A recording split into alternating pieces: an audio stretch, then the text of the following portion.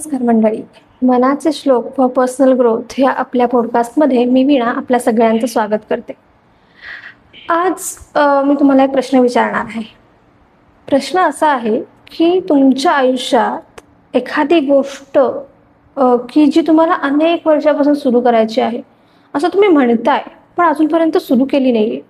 काही ना काही कारणाने आपण ती पुढं ढकलत राहिलो आहे किंवा त्याच्यावरती कधी आपण एखादा कोर्सच केला आहे, एखादा व्यवसायच केला आहे किंवा कधी एखाद्या फिटनेससाठीच काहीतरी केलं आहे किंवा एखादी पुस्तकच लिहायचं आहे किंवा कधीतरी नवीन करिअर करायचं आहे, एखादा नवीन छंद, अशा खूप साऱ्या कल्पना आपल्याला असतात, बरोबर आहे. पण प्रत्यक्षात मात्र ना खूप थोड्या गोष्टी आपल्या पूर्ण होताना दिसतात. मग मनामध्ये प्रश्न तयार होतो की मी इतका व्यस्त आहे का, किंवा मी इतका विचार करतोय, इतका प्रयत्न करतोय, पण मला समाधान का नाही मिळत आहे, मला पूर्णपणे असं का नाही वाटत आहे की हा मी सगळं फुलफिल केलेलं आहे. आता या प्रश्नाचं उत्तर रामदास स्वामींनी शेकडो वर्षांपूर्वी देऊन ठेवलंय. कसं ते आपल्याला आजच्या श्लोकातून कळणार आहे. तर आजचा श्लोक आणि आजचा पॉडकास्ट शेवटपर्यंत नक्की बघा. आजचा श्लोक असा आहे की जो फक्त आपल्याला आध्यात्मिक गोष्टीवरती नाही तर आत्ताच्या काळातल्या आपल्याला विचारांवरती प्रेरित करणार आहे.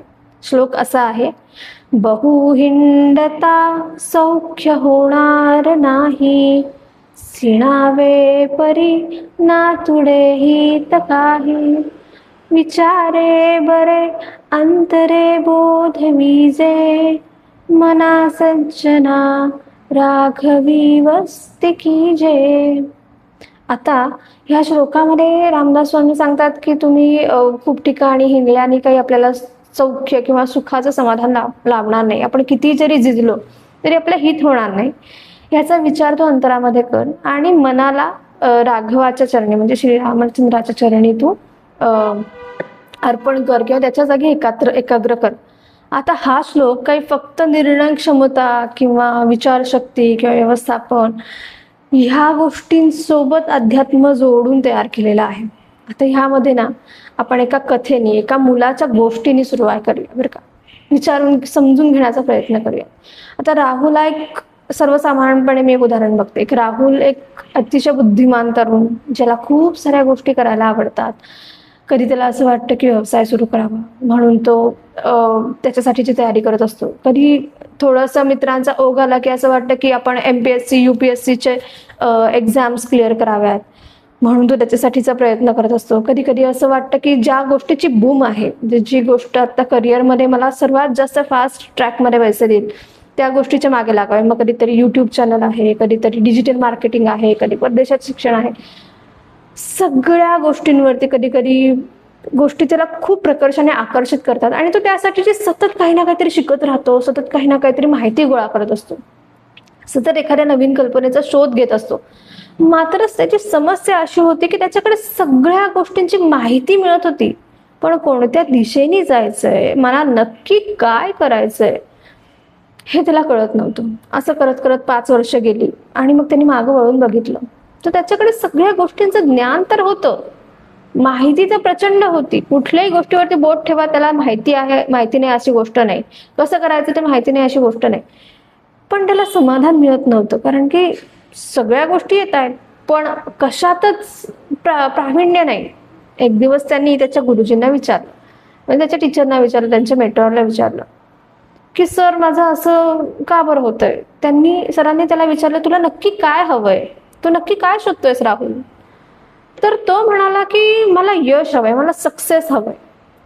आणि गुरुजी फक्त हसले आणि म्हणाले की तुला खरंच यश हवंय का, एकदा विचार कर. तुला खूप सारे पर्याय आवडतात पण मग आपल्याला यश का मिळत नाहीये ह्याचा विचार कर. तर मित्रांनो, आपण या श्लोकामध्ये पहिली जी ओळ आहे ना की बहुहिंडता सौख्य होणार नाही, तर या विचारावरती आपण थोडासा या ओळीवरती विचार करून बघूयात की ह्या समर्थांनी ह्या श्लोक किती विचार करून लिहिला असेल की आपण शरीराने असेल, मनाने असेल, किती भटकत राहतो. म्हणजे एक वेळ शरीराने आपण त्याच्या मर्यादानुसार कमी डिस्टन्स जाऊ, पण मनाने आपण किती जातो. म्हणजे एक व्हिडिओ झाला की दुसरा, दुसरा झाला की तिसरा, एक रील, दुसरा रील, नवीन कल्पना, नवीन गोष्टी, आत्ताचं सध्याचं जे ई मार्केटिंग आहे त्याच्यानुसार चालणाऱ्या खूप गोष्टी, ट्रेंड्स, सतत एका गोष्टीवर दुसऱ्या गोष्टीवर उड्या मारत राहतो. आपला वेळ, ऊर्जा, पैसा, खूप साऱ्या गोष्टी खर्च होतात. पण आपल्या हातात काय येतं ही विचार करायची गोष्ट आहे.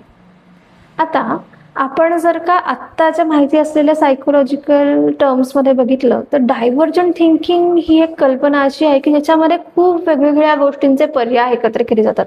जसं आपण आत्ता करतो की काही काही गोष्टींचे ऑप्शन शोधत राहतो, हे नाहीतर ते नाहीतर ते. पण खरं तर डायव्हर्जंट थिंकिंगमध्ये हेच आहे की एका प्रश्नाची अनेक उत्तरं शोधत राहणं. पण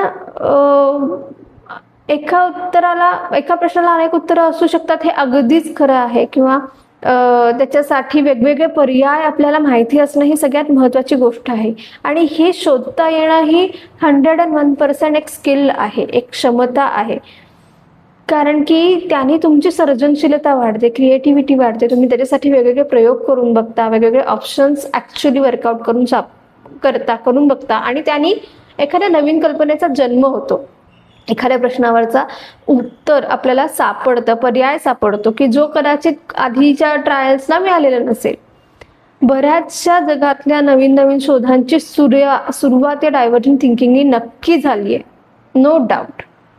पण समस्या नक्की कुठं येते की जेव्हा आपण फक्त पर्याय शोधत राहतो पण त्याची एकाचीही निवड करता येत नाही. हा सगळ्यात जास्त समस्या निर्माण करणारा फॅक्टर आहे की एखाद्या क्षमतेमध्ये किंवा एखाद्या कल्पनेमध्ये पोटेन्शियल नाही आहे का, तर पोटेन्शियल 100% आहे. तुम्ही ती प्रश्न सोडवण्याचं, त्या गोष्टींनी तुम्ही सक्सेसफुल होण्याचं पोटेन्शियल नाही आहे का, तर आहे. पण जोपर्यंत तुम्ही त्याच्याकडे एक ऑप्शन म्हणून बघत राहता की हा मी फक्त पर्याय शोधतोय, तोपर्यंत ते तसंच राहणार आहे. जोपर्यंत आपण त्याला कॉन्व्हर्जंट थिंकिंगची जोड देत नाही, म्हणजे जोपर्यंत त्याचं आपण फनेलिंग करत नाही किंवा त्याला एका दिशेने नेत नाही, त्याला काही गोष्टींना पायऱ्यांनी चाळणी करून घेत नाही, तोपर्यंत हे फक्त पर्यायच राहतात. आता समर्थांनी पुढच्या ओळीत काय म्हणलंय बघा, विचारे बरे अंतरी बोधे विजे. आता ह्या ओळीमध्ये काय बरं महत्वाची गोष्ट असेल की विचार करू नका असं नाही म्हणत आहे समर्थ, तर ते म्हणतात ते नक्की करा, पण त्या विचारातून काही ना काहीतरी बोध असला पाहिजे, काहीतरी निष्कर्ष असला पाहिजे, त्याच्यातून दिशा आली पाहिजे, दिशा निवडता आली पाहिजे. आता आपण समजा जर का असं बघितलं की आपल्याला एखादं प्रॉडक्ट डिझाईन करायचं किंवा प्रॉडक्ट तयार करायचं आणि विकायचं.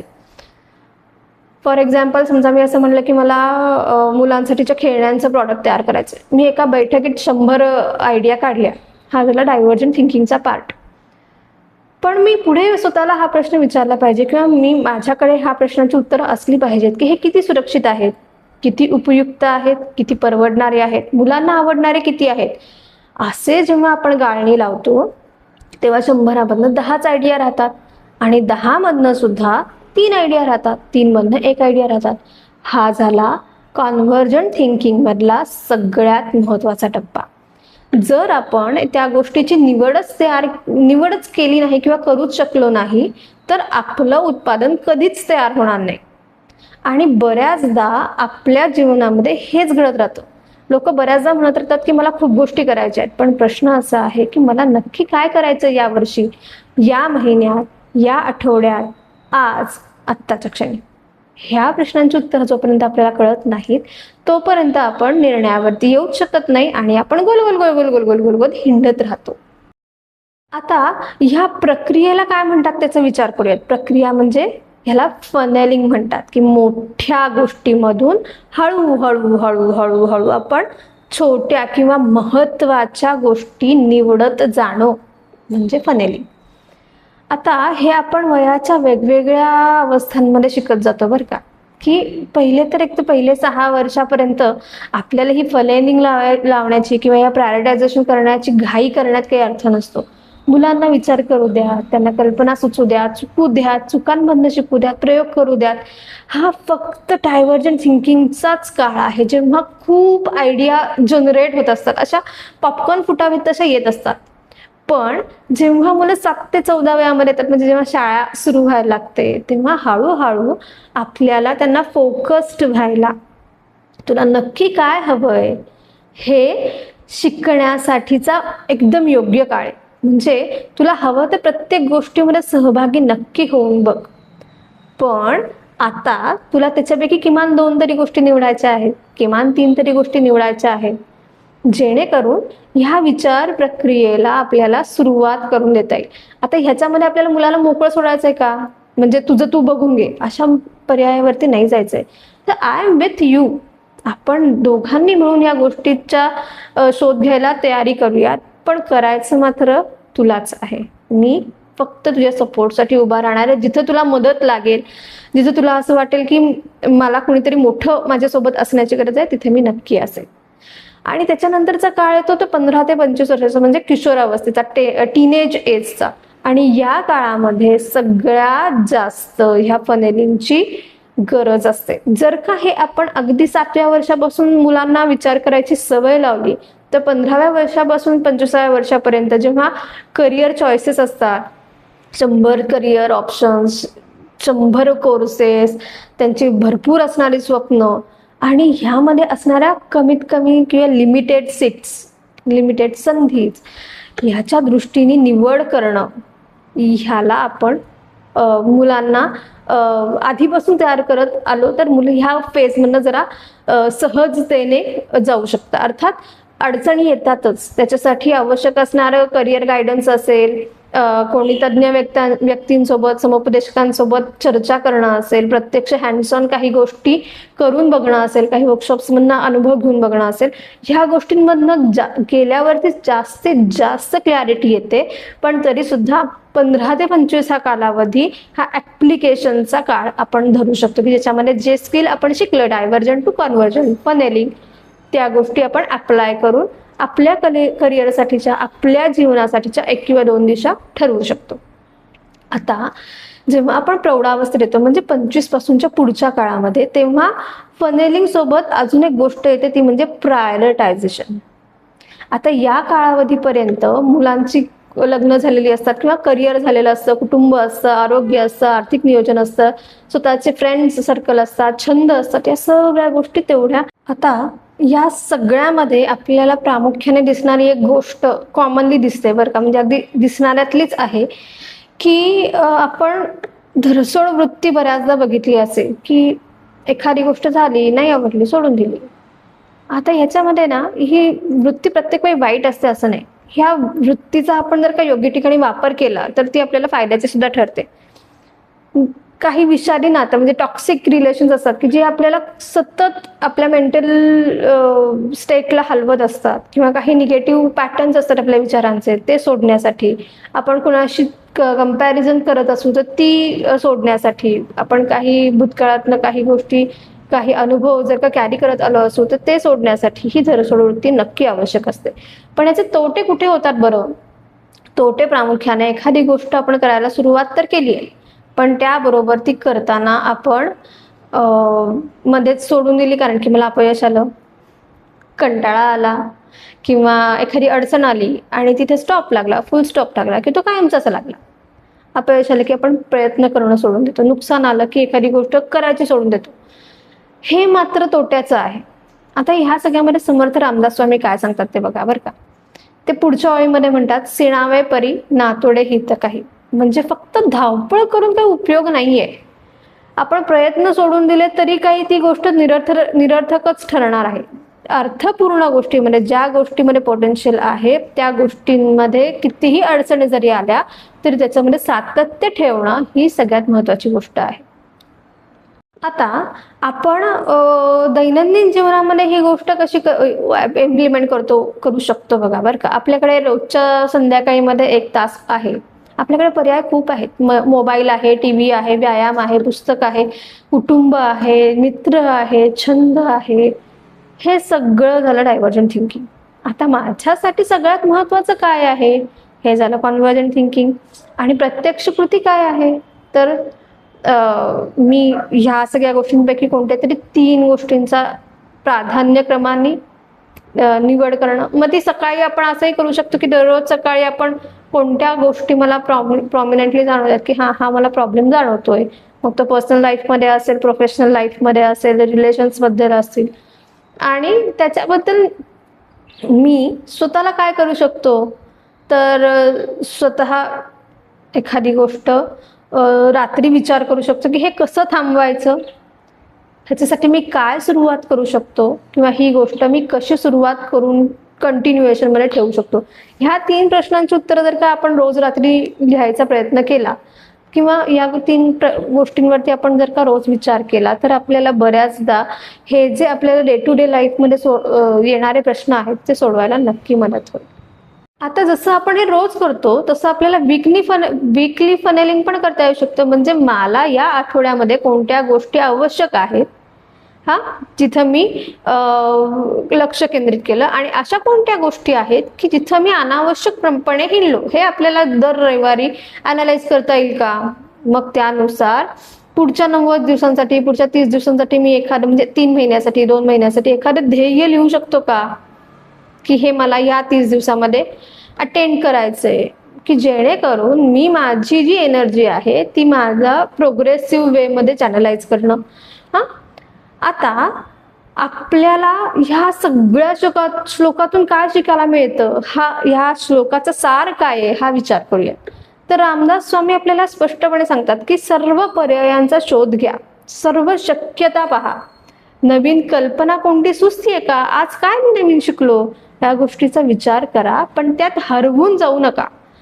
योग्य गोष्टीची योग्य वेळी निवड करा, त्याच्यासाठी प्राधान्यक्रम ठरवा, आणि ज्या गोष्टी निरर्थक आहेत, ज्याच्यातून आपल्याला काही आत्ता मिळणार नाहीये, त्या गोष्टी सोडण्याचा प्रयत्न करा.